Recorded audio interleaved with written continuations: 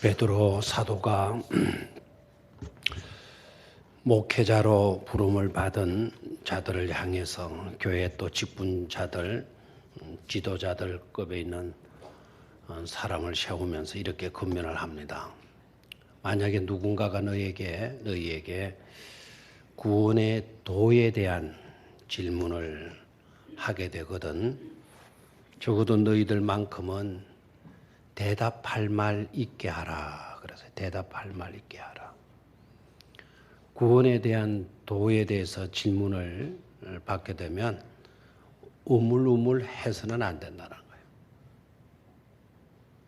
글쎄 이런 식으로 대답해서는 안 된다는 겁니다. 분명히 대답할 말, 분명하게 대답해야 할 말이 있어야 된다. 그렇게 권면을 해요.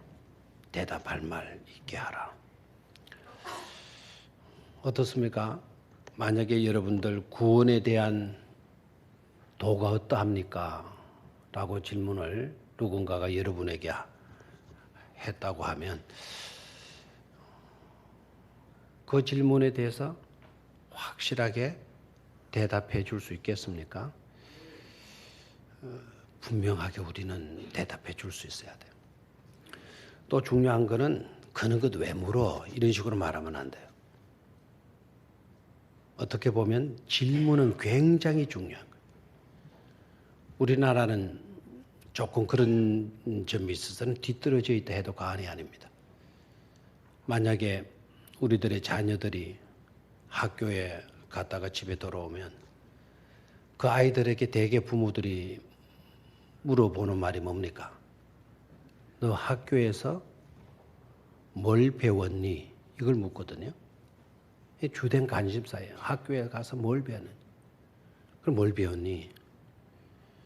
우린 주로 그런 식으로 묻고 또 한 달이 지나가고 월말고사, 중간고사 치게 되면 꼭 기다렸다는 듯이 던지는 말 뭡니까? 오늘 시험 잘 쳤니? 그리고 며칠 뒤에는 돌아오면 너 시험 몇 점 맞았니? 주로 이제 우리 질문을 그렇게 해요. 그런데 고작 질문하는 게 그런 질문들이에요. 그런데 유대인들은 아이들이 학교에 갔다가 돌아오면 오늘 학교에서 선생님에게 뭘 배웠니? 우물우물 하면 너 장난치다가 너 제대로 배우지 못한 것 아니냐? 너 졸다가 못 들은 것 아니냐? 뭐 야단들을 줘요. 근데 유대인들은 아이들이 학교에 갔다 오면 이렇게 말한다고 해요. 너 오늘 학교에서 선생님에게 무엇을 물어봤니? 무엇을 물어봤니? 질문을 뭐 했니? 그 질문을 한다라는 거예요. 그러니까 뭘 배우는 것보다 뭘 질문하는 게 더 중요하게 그들은 여기고 있다라는 거예요. 실제적으로요, 질문은 아무나도 하는 게 아니거든요. 아는 게 있어야 질문할 수 있는 거예요. 아는 게 있어요. 든 게 있어야 질문할 수 있는 거예요. 근데 질문이 굉장히 중요한 요소가 아닐 수가 없어요. 질문을 어떻게 했느냐에 따라서 반응이 완전히 달라지게 돼요. 수업 시간에 또 아니면 예배 시간에 설교자나 선생님들이 아이들에게 난잡하고 소란 떠는 그 아이들을 향해서 선생님이 질문만 잘 던져도 분위기를 잡을 수 있다는 거예요. 왜냐하면 흩어져 있던 우리의 사고가 질문을 받게 되면 그 질문에 집중된다는 거예요. 온갖 생각들이. 그러니까 생각이 분산되어 있잖아요. 이런 생각, 저런 생각. 분산되어져 있는 자들을 질문을 딱 던지게 되면 그 질문을 받는 순간에 분산되었던 생각들이 그 질문 속으로 다들 모아지게 된다는 거예요. 그래서 설교 시간에도 훌륭한 설교가들을 보면은 첫 번째 딱 강단에 나오자마자 질문부터 던져요. 질문부터. 그러면 여러 생각들이 그 질문으로 모아지게 되어지는 거죠. 이 질문이 정말 중요하다라는 것. 그런 이유 때문에 그렇습니다. 자, 오늘 말씀의 제목이 뭐라고요? 대답할 말 있습니까? 자, 무엇에 대해서 대답할 말이 있냐? 그래서 오늘 헌신예배니까요. 이 세상에는 7대 불가사의가 있어요. 정말 이거는 이상한 일이다. 불가사의, 7대 불가사의가 있다고 그래요. 근데 성경을 들여다보면 7대 불가사의가 아니라 정말 7개의 큰 질문들이 나오고 있어요. 7대 질문들이 나오고 있어요.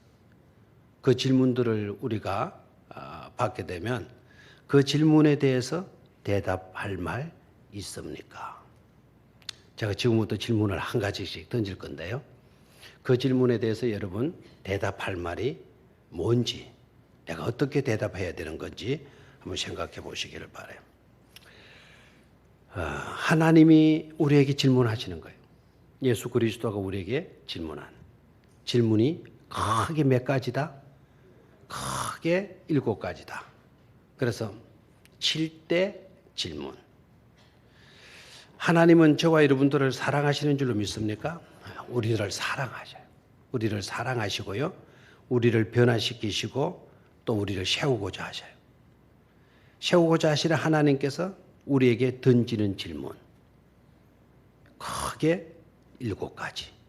하나씩 살펴보도록 하겠습니다. 첫 번째는 여러분 잘 아시죠? 창세기 3장 9절에 있는 질문. 한번 같이 보도록 할까요? 여호와 하나님 시작. 여호와 하나님이 아담을 부르시며 그에게 이르시되 네가 어디 있냐? 네가 어디 있냐? 아담을 부르시면서 아담아 네가 지금 어디 있냐? 지금이라는 말이 없지만 아담을 딱 불러놓고 아담에게 질문을 던지고 있으니까요. 현재형이에요, 저게. 그래서 지금 네가 어디 있냐라는 질문이에요. 하나님께서 아담에게 던진 첫 번째 질문이에요. 아담은 여러분 인류의 시조 아닙니까? 전 인류, 전 이 세상에 살고 있는 모든 사람들에게 하나님께서 던지는 첫 번째 질문, 네가 지금 어디 있냐? 제가 정확하게는 잘 모르겠는데 옛날에 우리 이용돌 선교사님 우리 교회 선교사로 이렇게 선정을 하기에 앞서서 그분의 선교를 그분이 어떻게 선교를 하는가 하는 것을 다 합사갔어요. 우리 두 분의 장로님과 저와 세 사람이 갔습니다. 선교지 둘러보고 예배도 참석해보고 또 이용도 선교사님 만나서 인터뷰도 하고 그리고 식사를 하는데 조그마한 1층 건물의 식당이었어요. 근데 식사를 하는데 필리핀 그 사람 남자 둘이 여자 하나 큰 콘트라베이스 그 악기를 들고 들어오고 기타를 들고 들어오고 바이올린을 들고 들어오고 그러면서 이제 콘트라베이스도 치고 바이올린 연주하고 기타도 쳐가면서 노래를 하는데 빗방울이 방울 떨어지네 내 머리 위에 빼용 하고 뭐 그런 노래예요. 영어로 본데 제가 그 노래를 좀 좋아했거든요. 너무 마음에 들었어요. 그래서 팁 좀 주고 그리고 하나를 더 불러달라 그래서 그 나라의 유명한 팝송 있잖아요. 사랑하는 나의 아들아 너는 지금 어디 있느냐 밤새 엄마는 너를 위해 기도했단다. 제가 제대로 풀었나요? 사랑하는 나의 아들아 지금 너는 어디 있냐? 네가 어렸을 때 이 엄마는 어린 너를 위해서 우유를 데폈었지. 너는 우리의 꿈이었단다. 네가 크면서 너는 지금 집을 떠나버렸구나. 사랑하는 나의 아들아 너는 지금 어디 있냐? 밤새 이 엄마는 눈물로 너를 위해 기도했단다. 애절한 가사의 곡도 애절해요. 그거를 부를 수 있겠냐? 그러니까 부를 수 있대요. 통기타를 치가면서 얼마나 짜릿한 감동을 느끼는지 몰라요. 하나님께서 아담을 향해서 아담, 네가 어디 있냐? 하나님께서 아담이 어디 있는지 모르셔가지고 질문한 것일까요? 이게 사실 이건 말도 안 되는 이야기예요. 아담아, 네가 어디 있냐? 아담을 지칭하고 아담을 부르면서 한 이야기예요. 만약에 하나님이 숨바꼭질을 하듯이 모르시고 있는 형편에 아담아 네가 어디 있냐 그러면 끝까지 아담은 뭐 해야 돼요? 침묵하고 있어야 되잖아요. 그런데 아담이 대답해요. 내가 벗었으므로 하나님이 부끄러워서 무서워서 두려워서 내가 뭐 했나이다. 숨었나이다. 이게 말도 안 되는 이야기 아닙니까? 몰라서 질문한 질문이 아니라는 거죠. 네가 어디 있냐? 이 질문에서 여러분 뭐라고 대답할 겁니까? 여러분 지금 어디 있습니까? 여러분의 현 주소가 지금 어디입니까? 이 질문의 의미가 뭐겠습니까?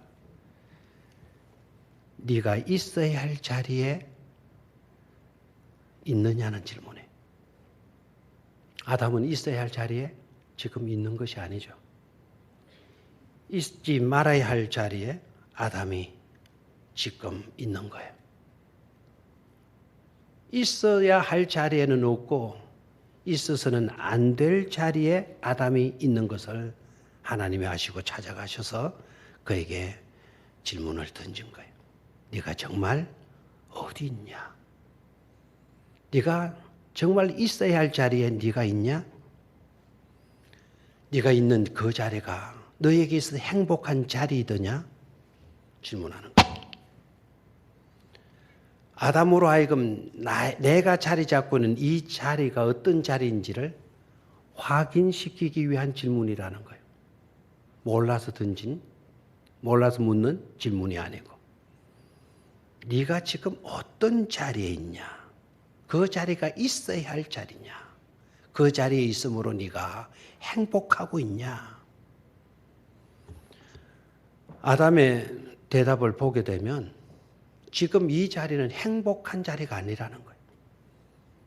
있어야 할 자리도 아니라는 것을 간접적으로 아담이 밝히고 있어요.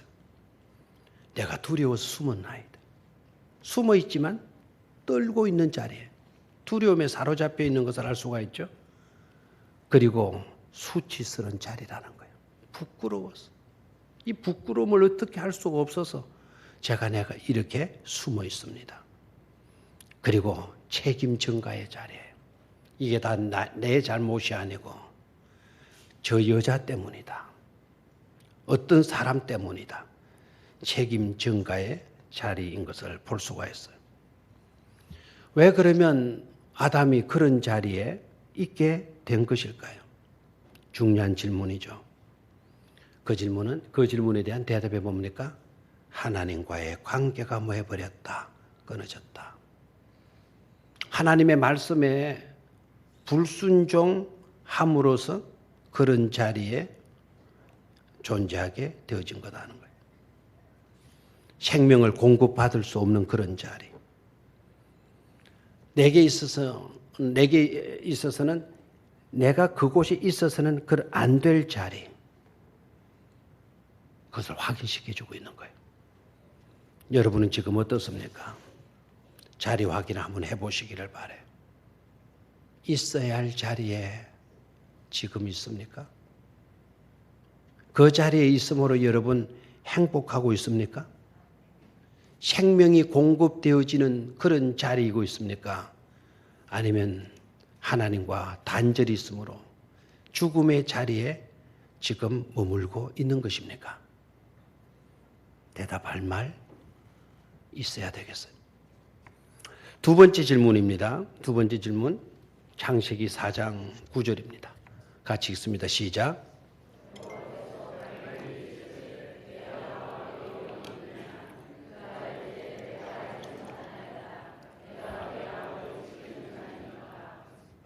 네 아우 아벨이 어디 있냐? 인류를 향한 두 번째 하나님의 질문이에요. 사실 인류는 아니고 가인에게 던진 하나님의 두 번째 질문이죠. 네 아우와 아벨은 어디 있냐? 이 질문의 의미는 뭔가 하니까 너는 지금 무슨 일을 하면서 살아왔느냐? 무슨 일을 하면서 살아왔냐? 네가 정말로 해야 될 일을 하고 살아왔느냐? 라는 질문에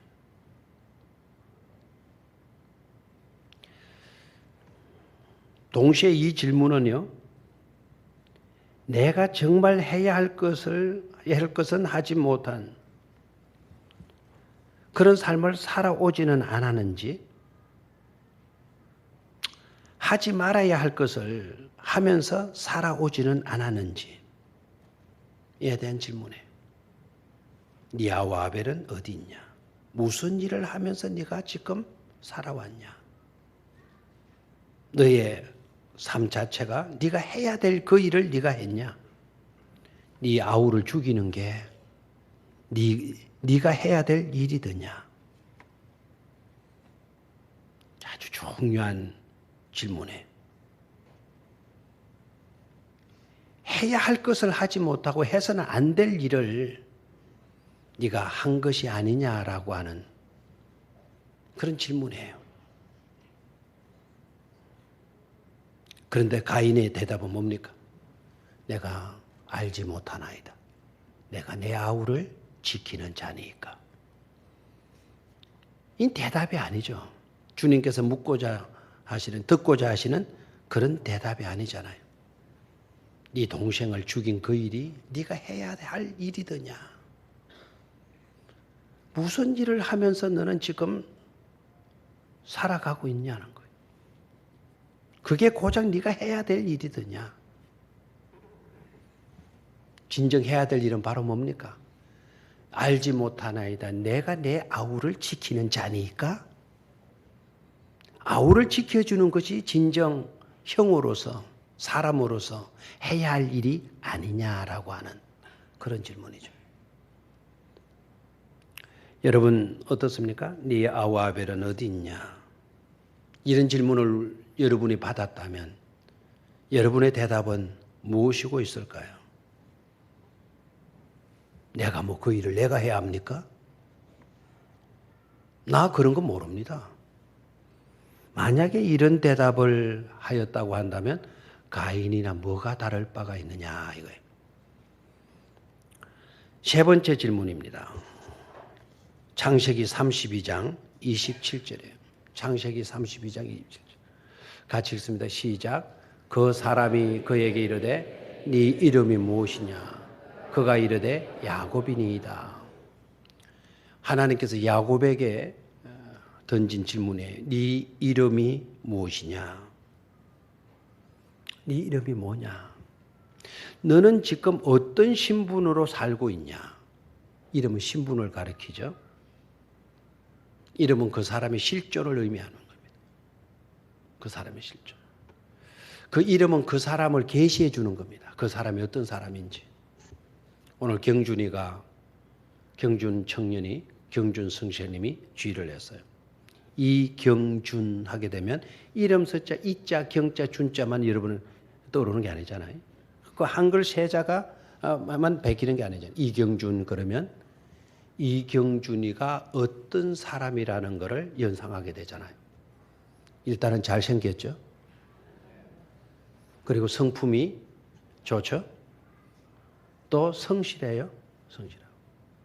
지금은 그 특수학교, 그 특수학교라 그러나 그거 무슨 학교죠 그게? 대안학교에 선생님으로 계셔요.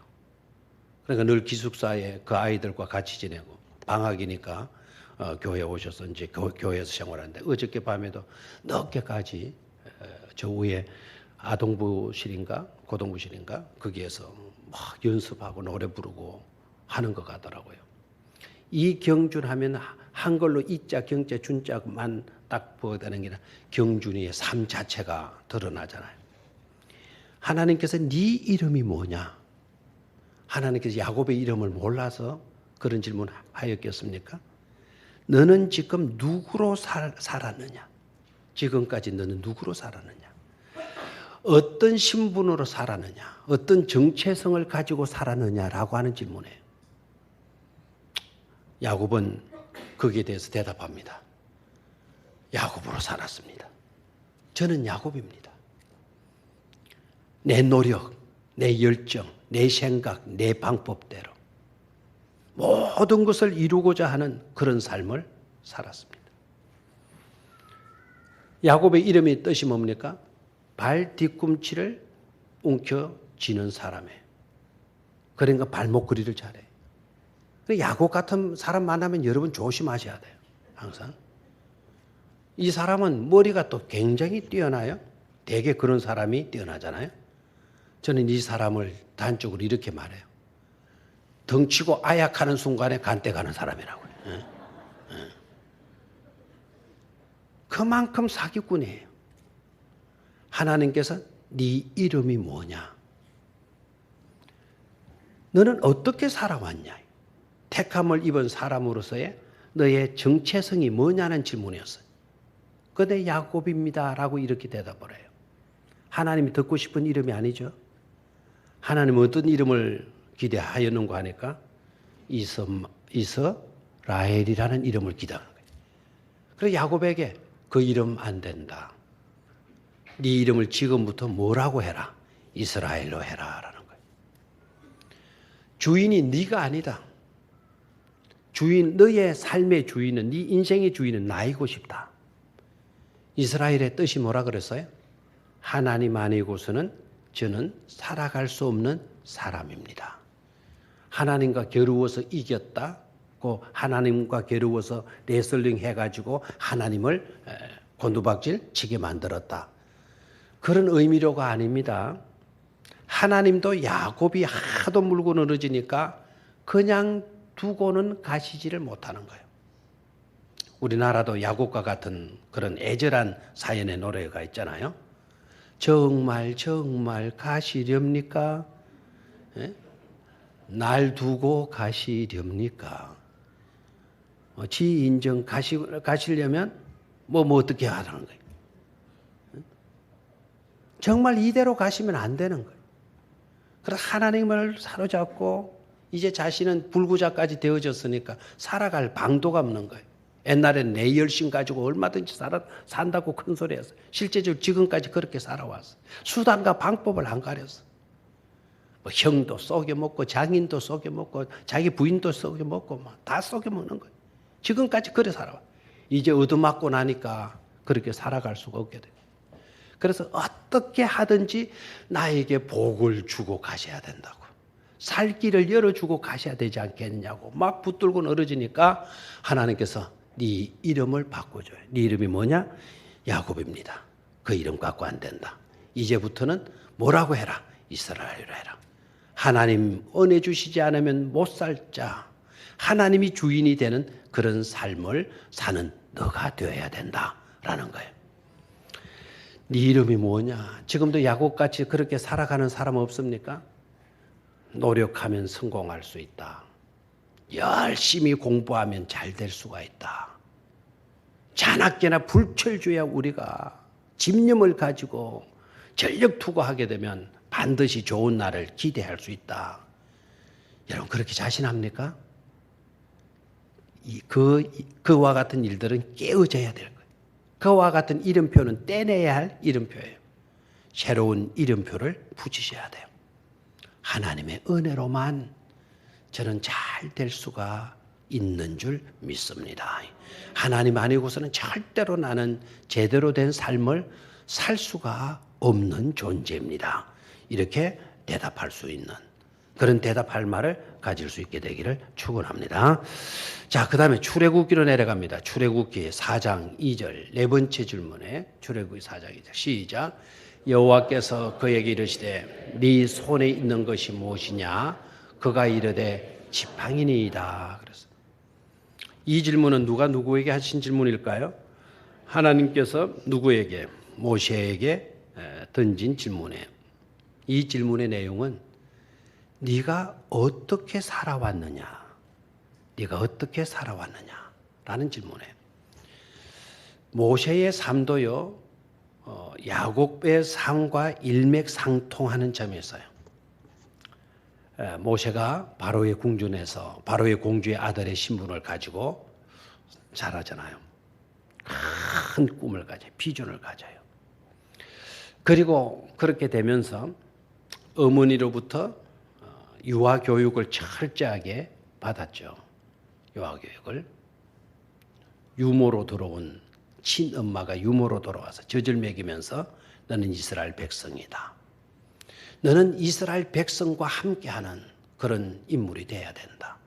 반드시 이스라엘 민족이라는 걸 잊지 말고 너는 그들과 상관하는 그런 존재가 되어야 된다. 하나님 경외하면서 철저하게 유아 교육을 받았잖아요. 그래서 모세가 성장해 가고 애굽 문물을 다 터득을 하는 거예요. 왕궁에서 왕이 되어질 훈련까지도 교육까지도 다 받는 거예요. 왕도를 배우는 거예요. 왕도를. 그러니까 왕이 될 인물 아닙니까? 그 왕도 조그만한 그런 나라의 왕이 아니고 애굽 제국의 왕이 될 교육을 다 받은 거 아닙니까? 그러면서 그의 비전이 있었어요. 그 비전은 하나님이 주신 비전이죠. 이스라엘 백성들을 구원해내야 된다.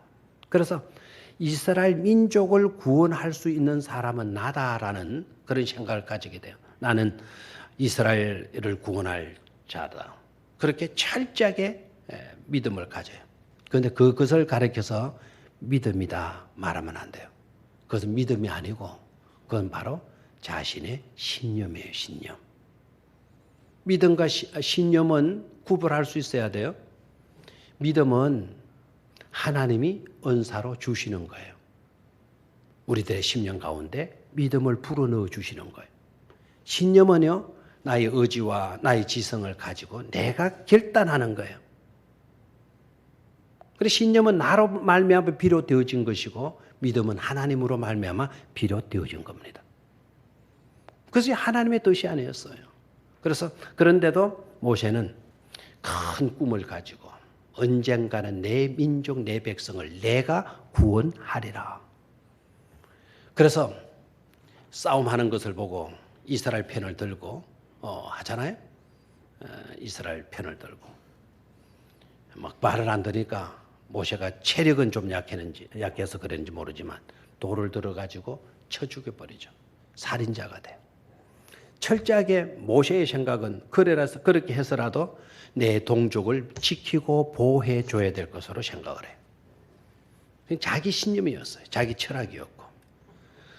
그 결과는 여러분 어떻게 됩니까? 그것이 누설이 되고 폭로하겠다라고 하는 말에 두려움을 느끼고 모세가 도망을 가죠. 어디로? 광야로. 미디안 광야로 도망을 가요. 거기에서 몇 년을 지냅니까? 40년을 지내요. 광야 생활 40년. 그 광야 생활 40년은 모세에게 있어서는 자기를 잃어버리는 기간이었어요. 자기를 잃어버리는 시간들이었어요. 40년의 시간은. 그 진념에 불탔던 나는 이스라엘을 건져야 될 지도자다.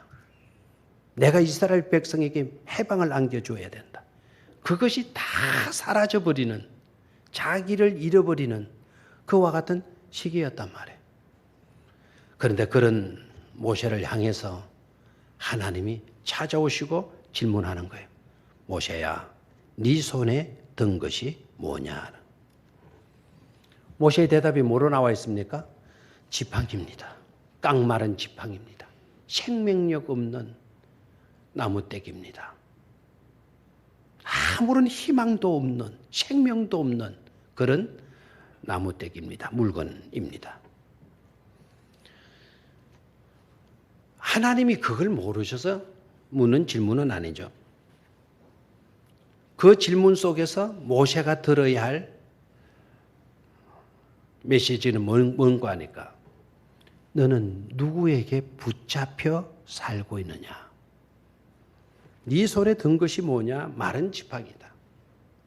그렇다면 너는 누구께 붙들려서 사는 인생인가? 라는 것을 생각해 보라는 질문이죠. 하나님께서 그 지팡이를 던지라라고 이야기해요. 던졌더니 뱀이 되고 그 지팡이를 다시 짚게 되어진 다시 지팡이가 되고 그 지팡이로 홍해를 가르고 반석을 치니까 생수가 떠주는 무엇을 의미합니까? 너의 인생이 이 막대기 네 손에 들려진 그 지팡이처럼 너도 지팡이와 같다. 깡마른 생명이 없는 희망도 없는 그런 신세가 되어졌는데 너야말로 마른 지팡이지 않냐. 그런 지팡이라도 하나님의 손에 붙들리게 될 때에는 마른 막대기에도 생명력이 돋아나고 그리고 거기에서 놀라운 능력이 드러나고 하나님의 유용한 도구가 될 수 있는 것임을 말해주고 있는 거예요. 누구의 손에 잡혔느냐? 누구의 손에 잡혔냐? 하나님의 손에 붙잡히는 인생이 되기만 하면 우리의 인생은 달라질 수 있다라는 것을 말해주고 있죠. 아멘입니까? 여러분의 현실적인 삶이 깡마른 그야말로 볼품없는 마른 막대기와 같은 그런 현실이라도 절대로 낙심하지 마세요. 사방팔방을 다 둘러보아도 희망이 전혀 보이지 않는다 하더라도 절대로 절망하지 마세요. 그런 자라 할지라도 하나님의 손에 붙들리기만 하면 여러분 능한 하나님이 귀에 쓰는 그릇이 되고 도구가 되어질 줄로 믿습니다. 여호와께서 그에게 이르시되 네 손에 있는 것이 무엇이냐? 여러분의 손에 지금 있는 것이 무엇입니까? 지팡이입니다. 아무런 희망도 없는 생명도 없는 기대할 것 없는 깡마른 막대기입니다. 허다한 그와 같은 대답을 우리 주님께서 듣고 싶어 하신 것은 아니죠. 나에게 붙들리라는 거죠. 다섯 번째 질문, 에레미야 1장 7절입니다. 에레미야 7장 시작. 1장 11절. 예, 좋습니다. 다시 제대로 되어 있어요. 에레미야 1장 11절 시작. 여호와의 말씀이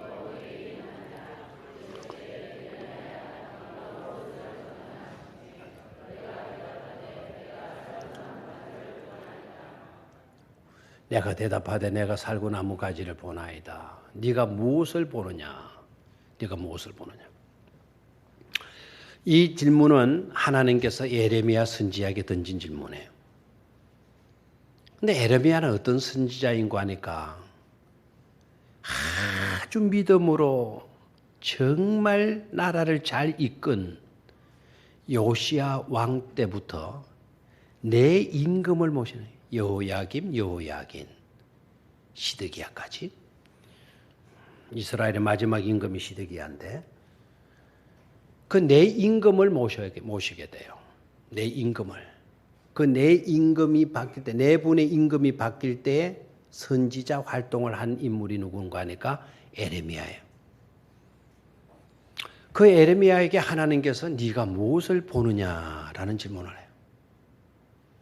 이 질문의 의미는요, 이스라엘이 몰락해 가는 것을 바라보며 살고 있는 선지자에게 한 인간이 어떻게 타락되어져서 패망하고 마는가를 그걸 지켜보고 있는 에레미야에게 던진 질문이에요. 이스라엘이 몰락해 가는 것을 바라보면서 산 선지자. 눈물로 탄식할 수밖에 없는 그런 상황입니다. 절망할 수밖에 없는 그런 시대. 새로운 것을 도무지 찾을 수 없는 그런 암울한 시대를 살던 그때에 활동하던 선지자에게 네가 무엇을 보느냐고 질문을 해요. 에레미야가 자기가 보는 것을 그대로 대답을 해요. 뭘 본다 그랬어요? 살구나무를 보나이다. 살구나무 가지를 보나이다. 사실 그 앞에 내용이 더 나오고 있는데 우리 다 읽지를 안 했죠. 두 가지를 본다 그래서요. 북위에서부터 남쪽으로 기울어지는 가마솥을 봅니다. 가마솥 본다 그래요. 두 번째는 살구나무 가지를 봅니다. 라는 대답을 해요. 그럼 기울어진 가마솥을 보았다라는 것은 그것은 하나님이 이스라엘 치신다라는 거예요. 북쪽에서부터 재앙이 발생하게 돼서 그 재앙이 남쪽으로 덮게 될 거다. 마치 화산이 폭발해서 화산재가 퍼지는 거예요. 오늘 우리 강장로님 이야기 들으니까 백두산의 화산이 터지게 되면 그 화산이 일본으로 다 넘어간대요. 그래서 일본이 폭삭 망하게 된대. 아주 아는 게 많아요, 우리 강장로님이. 그 마찬가지로 북쪽에서 남쪽으로 가마솥이 기울어졌다. 재앙이 북에서 발생해서 남쪽으로 쓸게 될 거다. 그 재앙을 보는 거예요. 재앙. 심판을 보고 있는 거예요. 이 나라는 끝났다. 끝났다. 그런데 하나님께서 또 네가 뭘 보느냐. 근데 딱 눈을 뜨고 보니까 이제 뭐가 보여요? 살구나무 가지가 보이는 거예요. 오늘 이상하게 살구나무 이야기도 많이 나왔어요. 살구나무. 오늘 낮에 우리 정호 의장님 저한테 질문을 했어요. 살구꽃이 먼저 핍니까? 매화꽃이 먼저 핍니까? 그래서요. 그래서 저는 분명히 이해를 하기를 매화꽃이 훨씬 먼저 핀다고. 그랬더니 장로님은 인터넷에 조회를 해보니까 엎치락 뒤치락 한대요. 어떨 때는 매화꽃이 피고 어떨 때는 살구꽃이 피고. 근데 우리 경험으로는 저 경험으로는 살구꽃이 훨씬 뒤에 피는 걸로 되어 있어요. 여러분 매화꽃은 눈이 덮였어도 피잖아요.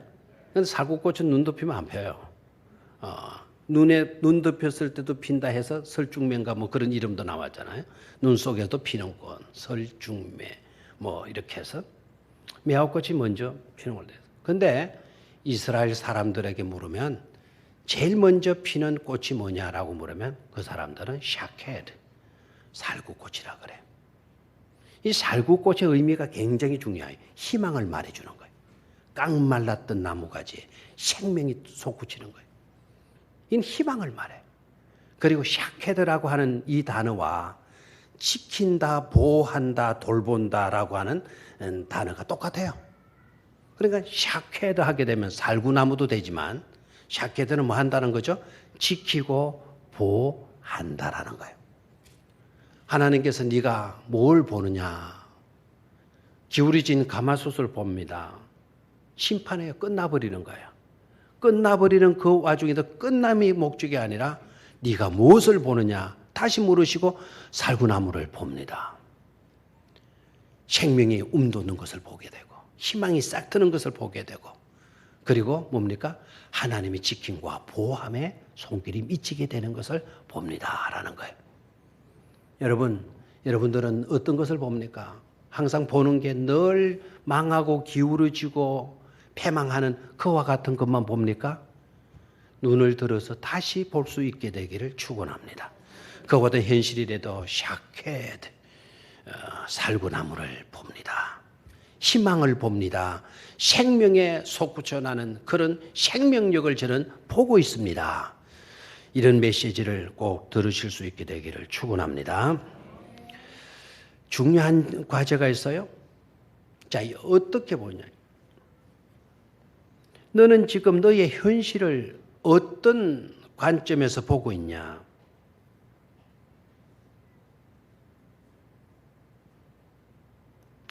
어떻게 보이냐? 두 가지를 생각해요. 이 중요한 건데요.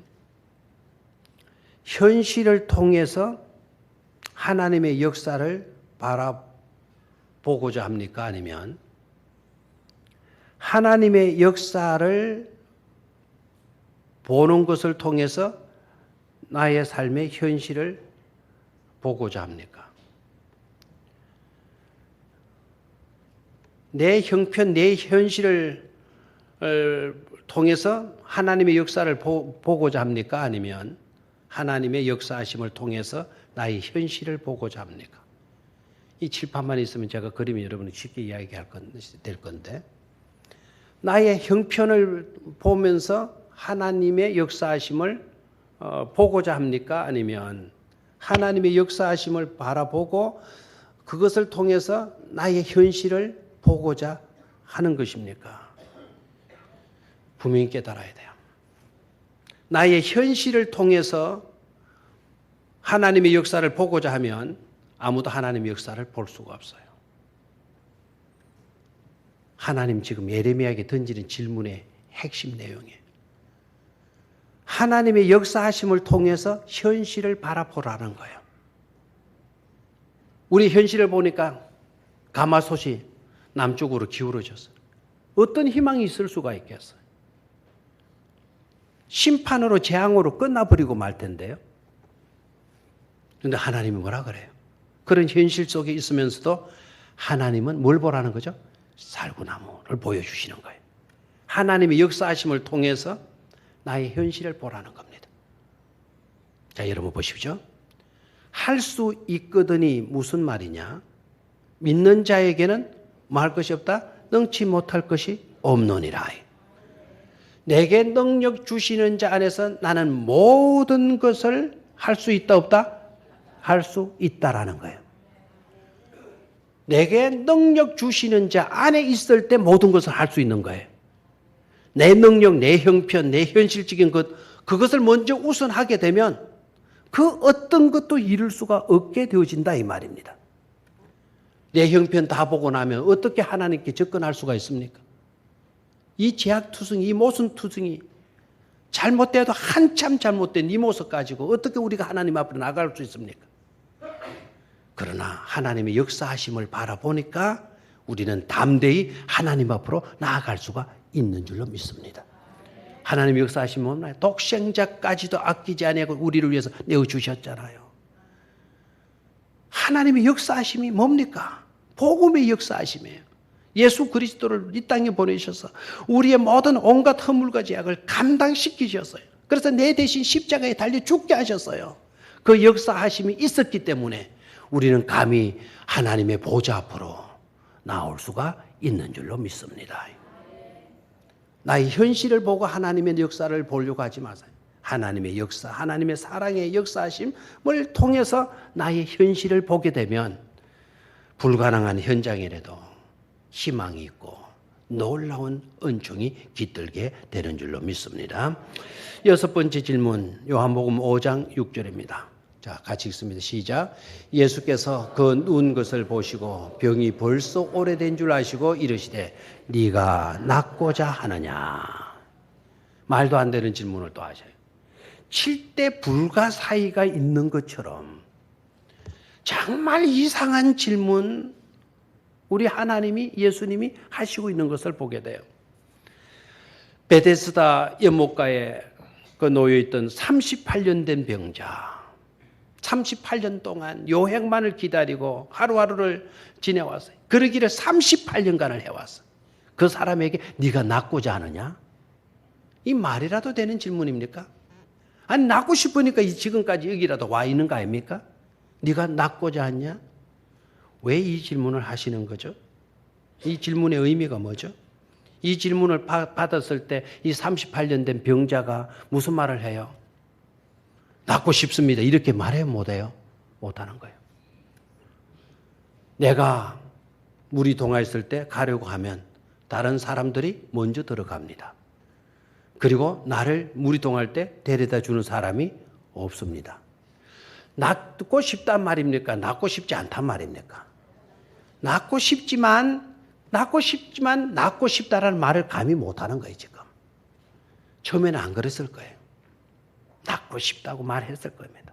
그러나 1년이 가고 2년이 가고 10년이 가고 20년이 가고 38년이 지나온 이 시점에 네가 낫고 싶으냐? 낫고 싶습니다. 그 말조차도 할 수 없는 절망감 속에 이 사람이 놓여 있는 거예요. 네가 낫고 싶으냐? 우리 주님 질문은 너의 진정한 낫고 싶다라고 하는 그 말을 네가 못하고 있는데 네가 진정한 바라는 것을 네가 그렇다고 시인하라는 거야. 시인하라. 대개 이거는 상담에서도 그렇고 우리 코칭에서도 아주 중요한 요소가 되는데 네가 정말 원하는 것이 그거냐? 네가 정말 원하는 것이 그거냐? 라는 질문을 해요. 여러분, 연인 간의 사이로 지나다가 배척을 당했어요. 여자가 괴로움을 당해. 너무너무 상처를 먹었어요. 그래서 상담가를 찾아가 가지고는 상담을 해요. 나 그 인간 죽이고 싶다고. 그런 남자가 남자냐고. 지금까지 나한테 무슨 말을 하고 나한테 내가 어떻게 해주는데 지가 나를 버리고 다른 여자를 만나? 나 그 인간 죽이고 싶다고. 죽이고. 그럴 때 여러분 죽이라고 이렇게 상담하면 되겠어요? 그러면 또 뭐 이렇게 하면 되겠어요? 그런 말 먹지 마세요. 그런 인간, 자격 없는 인간이 잊어버리세요. 씻어버리세요. 이렇게 말합니까? 그럼 상담가가 아니죠. 진정한 상담가는 이렇게 말을 해요. 그게 진심입니까? 정말 당신의 바람이 그것입니까? 당신의 소원이 그것입니까? 정말 죽이고 싶습니까? 그게 당신의 진심입니까? 정말 그렇습니까? 자꾸 그게 진심이냐고, 정말 그러냐고, 그걸 묻는 거예요.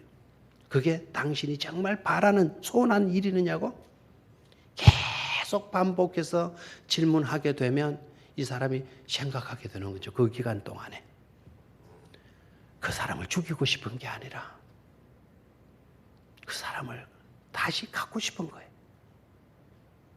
진정 내가 죽인다고 말하고 죽이고 싶다고 말을 했지만 그게 진정 나의 소원이 아니라는 거죠. 진정 나의 소원은 그 사람이 돌아오기를 바라는 그것. 다시 사랑의 관계가 회복되어지기를 바라는 그것이 진정한 자기 소원이죠. 이 사람 다른 사람이 먼저 들어가 버립니다. 나를 그곳으로 데려다 주는 사람이 없습니다. 이게 너의 소원이냐? 진짜 그게 네 소원이냐? 아니지 않냐? 너의 진정 말하고 싶은 소원은 낳고 싶은 거지. 낳고 싶은 거지. 낳고 싶지만 낳고 싶다는 말을 감히 할 수조차도 없는 절망감 속에 있는 그 사람에게 낳고 싶다라고 하는 솔직한 대답을 기대하고 질문을 하시고 우리 주님 그 사람에게 이런 말씀하시죠. 네 낳고 싶다고 말 안 했으니까 나 네 안 고쳐줄란다. 돌아가지 않고 우리 주님 그 자리에 네 누운 자리를 들고 일어나 걸어가도록 해라라고 말씀하잖아요. 그 적시로 38년 된 그 병자는 일어나 들 것을 들고 걸어갔다라고 되어져 있죠. 네가 낫고자 하느냐. 마지막 질문, 오늘 질문인데요. 뭐였습니까? 네가 나를 사랑하느냐. 자, 15절 같이 읽습니다. 시작. 그들이 조반먹은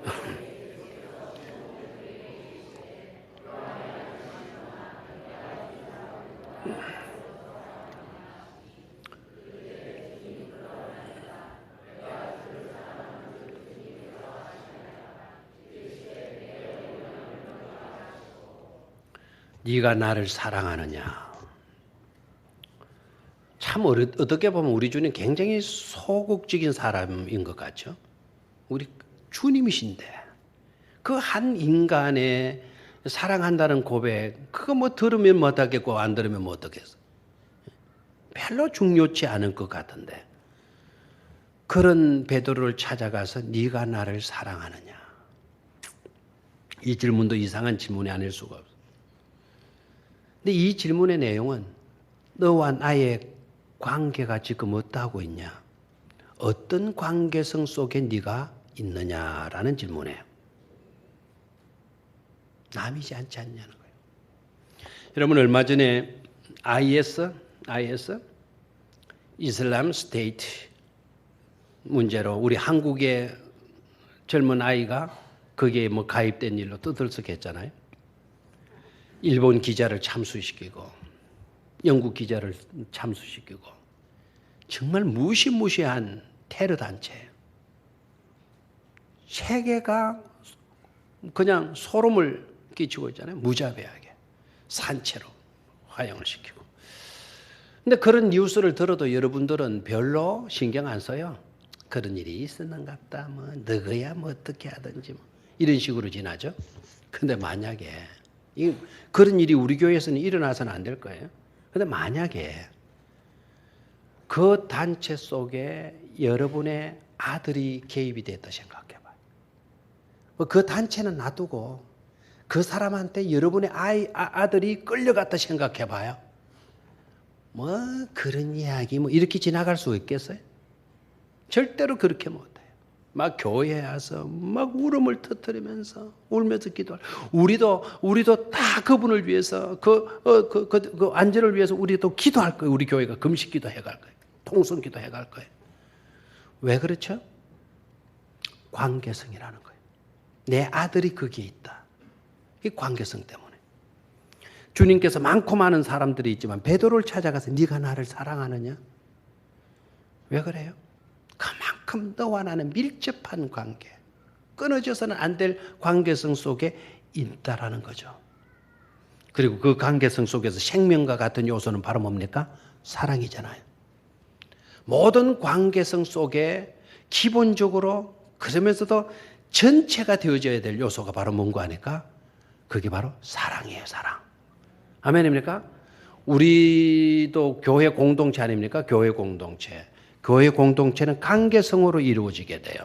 그 관계성 속에 필수적으로, 기본적으로, 그리고 토탈리즘으로, 전체적으로 갖추어져야 될 요소가 뭐라고요? 사랑이에요. 사랑. 사랑할 수 있게 되기를 축원합니다. 그래서 주님께서 네가 나를 사랑하느냐? 기본적인 마음의 동기뿐만 아니라 전부인 그 사랑을 확인시켜 주고 있는 것이죠. 사도 바울은 이렇게 고백을 해요.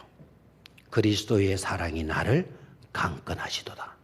다시 한번 그리스도의 사랑이 나를 강건하시도다. 다시 한번 시작. 그리스도의 사랑이 나를 강건하시도다. 아멘. 내가 가만히 있으려고 해도 편하게 지내려고 해도 그렇게 지낼 수가 없는 거예요. 그리스도의 사랑이 나를 가만히 있게 만들지를 않는다는 거죠. 제발 어려운 일, 힘든 일 맡았다고 불만하고 불평하지 마세요. 불만하고 불평한다는 그 사실 자체는 그리스도의 사랑 밖에 여러분이 놓여 있다는 것을 아셔야 돼요. 내가 쉬고 싶어요. 내 에너지, 내 체력에 너무나 버거워요. 그러나 일어나서 하는 거예요. 좀 쉬라 그래도 하는 겁니다. 좀 적당하게 하라 그래도 그럴 수가 없는 겁니다. 왜 그럴 수 없느냐?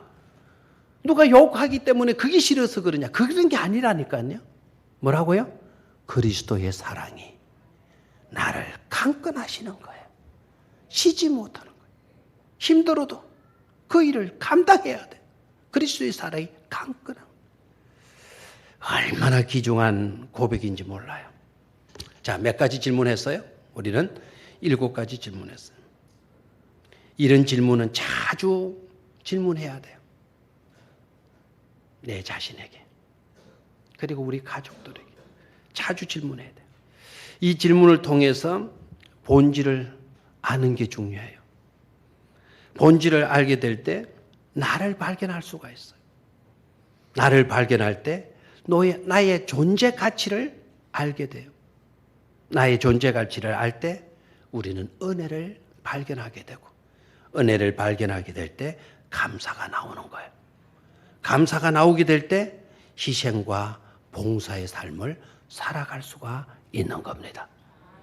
입으로만 헌신하지 말고 정말 주님의 7가지 질문을 내가 받고 그 질문에 대답할 말 있는 그런 우리가 될 때 진정한 헌신자의 길을 걸어갈 수 있는 줄로 믿습니다. 그렇게 되기를 주의 이름으로 축원합니다.